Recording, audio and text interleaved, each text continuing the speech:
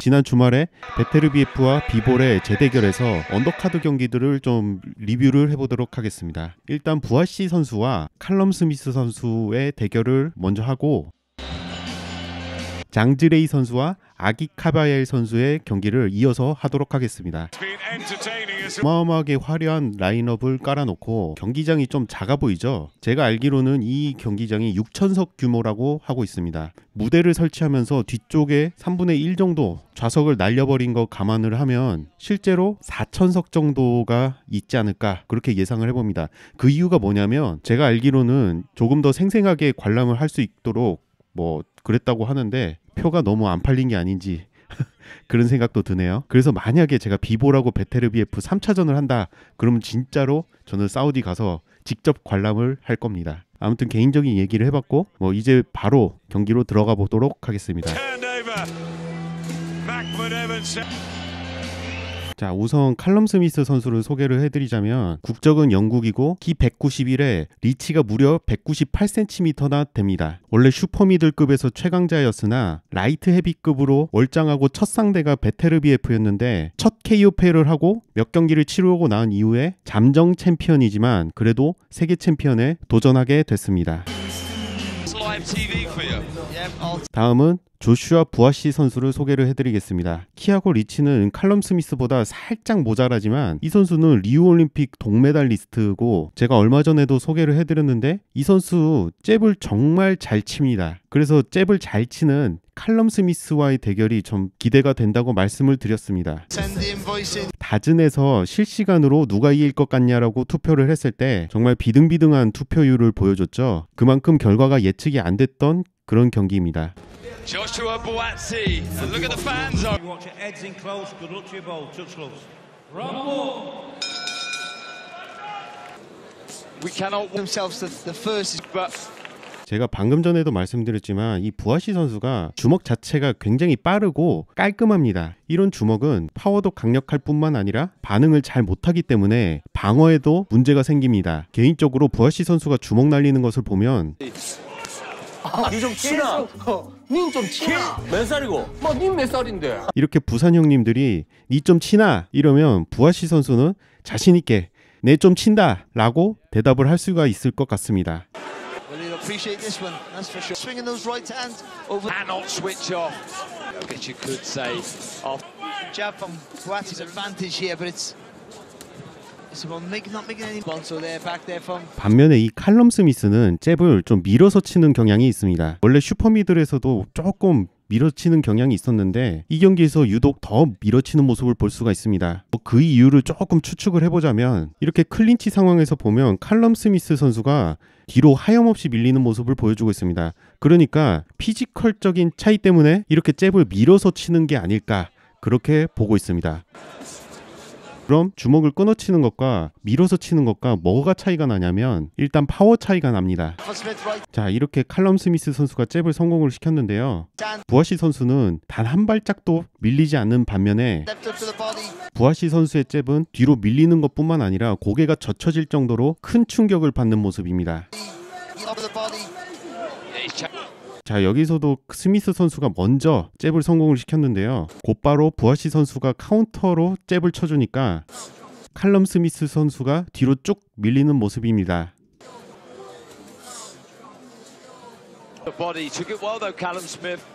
그리고 주먹의 정확도도 떨어지게 됩니다. 자, 지금 이 상황에서 칼럼 스미스 선수가 이 거리를 생각하고 부아시 얼굴에 잽을 쳐주려고 하는데요. 부아시 선수가 살짝만 앞으로 가니까 잽 자체가 굉장히 크게 미스가 나죠.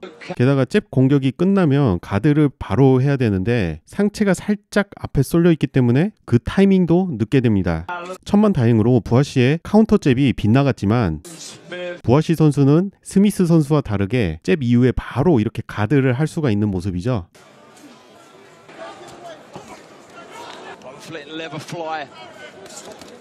제가 계속 이제 부아시 선수가 잘하고 스미스 선수가 조금 못한다 이렇게 말씀을 드렸는데 이 경기 결과를 좀 미리 말씀드리면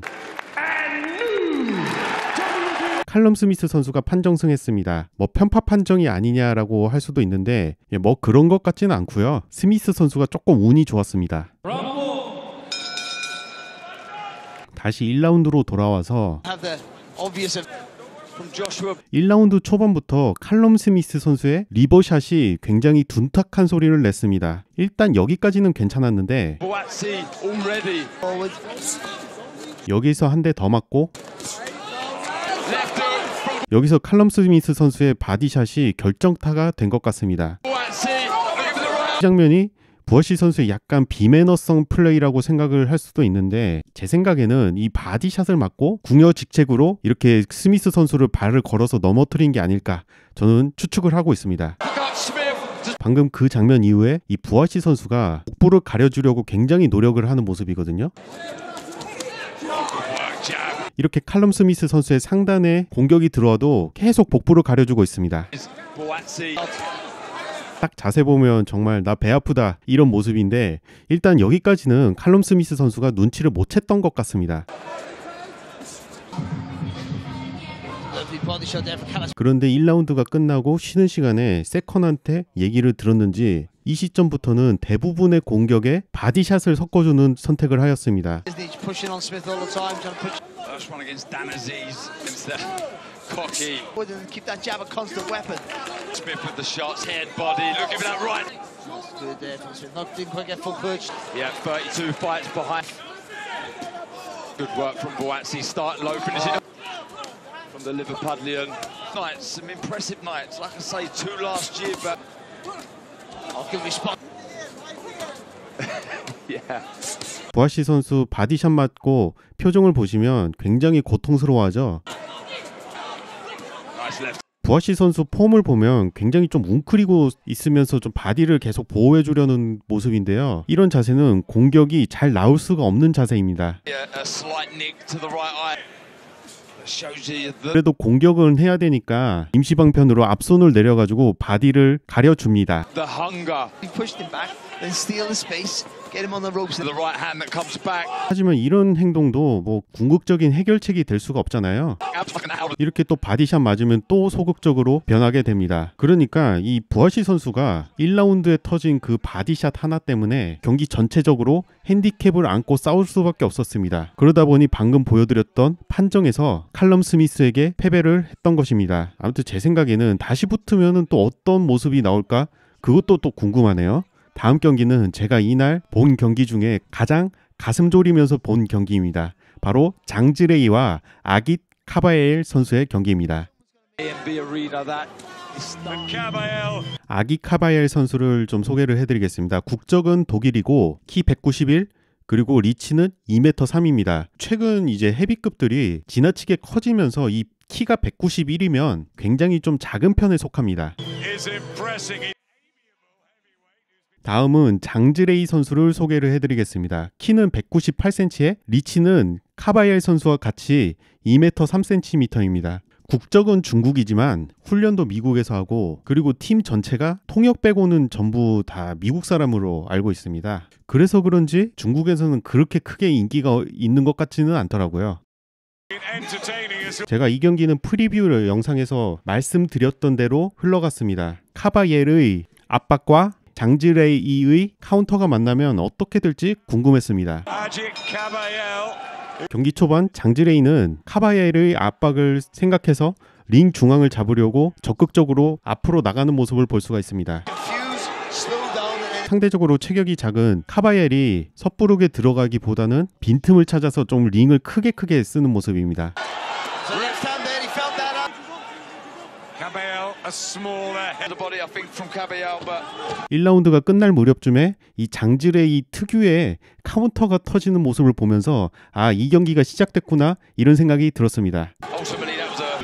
I mean, there's so much to like about him, and I think that's why we get. He took those really well, Caballero. Ajit Caballero. 이렇게 2라운드가 되니까 카바엘 특유의 압박 이후에 바디샷이 터졌는데요. 장즈레이 선수 뭐 괜찮다는 그런 제스처를 취하는데 과연 진짜 괜찮은지 이제부터 계속 보겠습니다. I'm going to kind of change my ways a little bit here. I think this may. But there's a different rhythm. When you punch when you want to, when you sort of set yourself to punch. When you're being pushed back. Need to make things uncomfortable for him. 어찌 보면 이 경기는 분석하기 굉장히 단순했습니다. 카바야엘의 압박을 이은 바디샷이 먼저냐 혹은 장지레이의 카운터 펀치가 먼저 터지냐 이 싸움이었습니다. Can't believe I was. Congratulations, Callum. Thank you very much. Thank you. Very, very fit and sharp tonight, Callum Smith.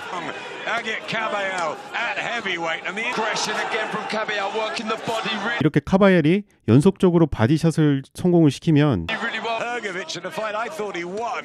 장지레이는 이렇게 카운터 펀치로 되돌려 주었습니다. And he's not beating him with speed and guile. 그런데 경기 자체가 카바야엘 쪽으로 계속 흘러갔습니다. 이 장지레이의 카운터가 터지려면 어느 정도 거리가 있어야 되는데 카바야엘 선수가 거리를 매우 좁혀놨기 때문에 장지레이의 카운터가 터질 수가 없었습니다. 게다가 이렇게 딱 붙어있는 상황에서는 신장이 작은 사람이 유리한 점도 있었습니다. Faster feet up with this guy, so am I going to be too... 장지레이는 링사이드에 갇히게 되면 말 그대로 대참사가 나기 때문에 밀리지 않으려고 굉장한 노력을 하고 있습니다. 하지만 카바야엘 선수 특기가 방금 말씀드렸듯이 전진하면서 압박하면서 바디샷을 쳐주는 것이기 때문에 카바야엘 선수가 유리한 쪽으로 흘러갔습니다.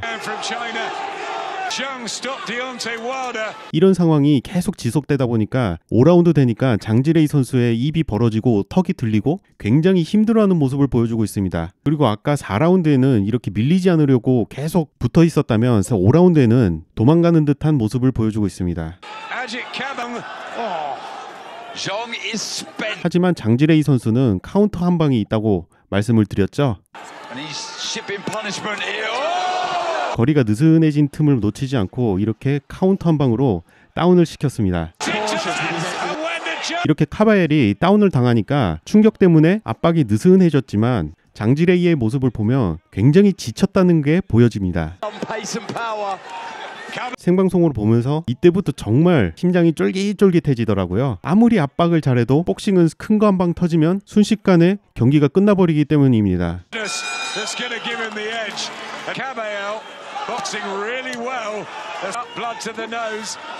그런데 장지레이의 상태를 보면 6라운드밖에 안 됐음에도 굉장히 지친 모습을 보여주고 있습니다.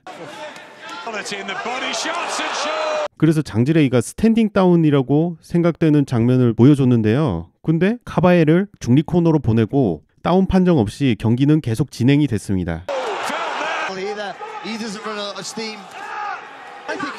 이렇게 쉬는 시간이 있었음에도 불구하고 복부 데미지가 너무너무 많이 쌓인 장지레이는 결국 다운을 당했고 그대로 경기가 끝나게 됩니다.